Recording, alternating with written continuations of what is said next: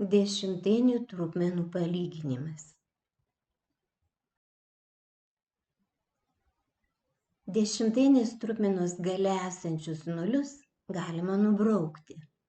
Gausime trupmeną lygią duotajai.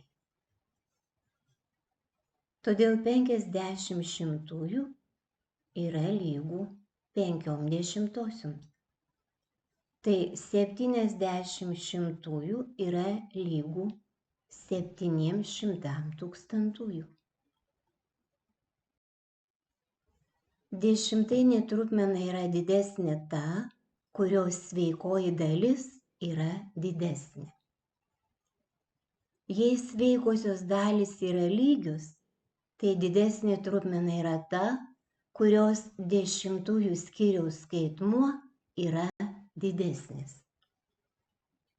Jei dešimtųjų skyriaus skaitmenys yra lygus, lyginame sekančio skyriaus skaitmenis.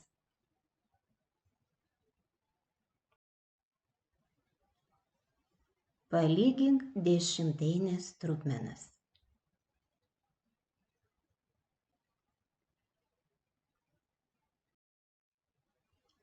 Žvilgtelk dar atgal, perskaityk dar kartą, įsimink.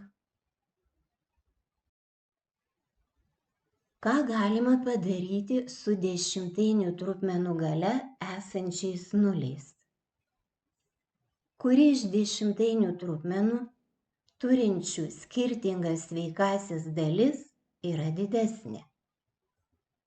Kuri iš dešimtainių trupmenų, turinčių vienodas sveikąsias dalis, yra didesnė?